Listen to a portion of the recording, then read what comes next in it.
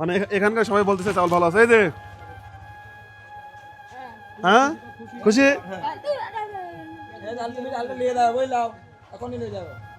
খুশি ব্যানে তুলে দেবো, নিয়ে চলে যাবেন। ঠিক আছে চলেন দেন।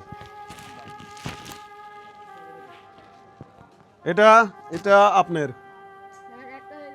হ্যাঁ রেডি।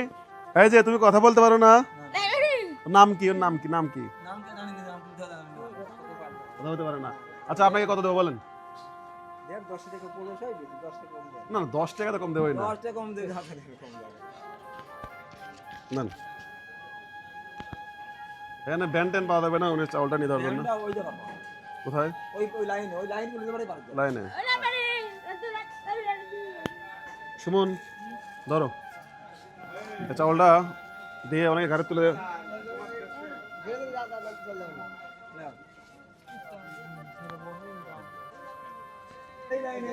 আসেন আসেন আসেন আসেন, এই যে এটা দিয়ে গাড়ি তুলে দেবো, চলেন আসেন। আজকের এই ব্যস্ত বাজারের এক কোনায় হঠাৎ চোখ পড়লো এক পাগলি মহিলার দিকে। এলোমেলো চুল, পরনের কাপড় ধুলোয় মাখা, কিন্তু তার কোলে এক ফুটফুটে ছেলে। বয়স হয়তো 1.5 থেকে 2 বছর। হয়তো এই মা মানসিকভাবে অসুস্থ, কিন্তু তার ভালোবাসা, তার কোলের উষ্ণতা, সেটা একদম আমাদের মতোই।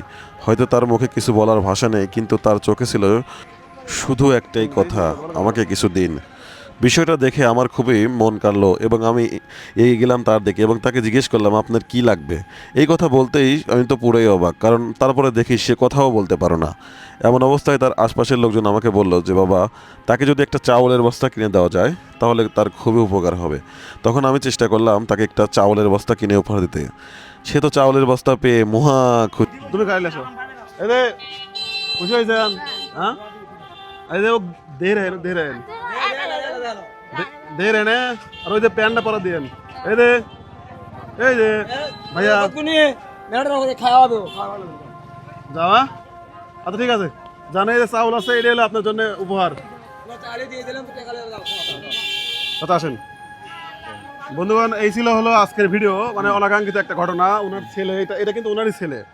উনি এমন একজন ব্যক্তি যে হলো সন্তান বিক্রি করছে, আর ওনার আরো 2টা মেয়ে আছে, আর এটা হচ্ছে ওনার ছেলে।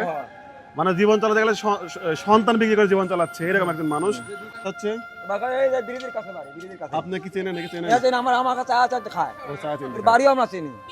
আচ্ছা ওকে বন্ধুগণ, আজকে এই পর্যন্ত ছিল আজকের এই ভিডিও। কেমন লাগছে অবশ্যই জানাবেন। আর এই আমাদের এই সামাজিক কাজগুলো যদি আপনাদের ভালো লাগে, আপনারাও সামাজিক কাজে লেগে পড়ুন। আসসালামু আলাইকুম।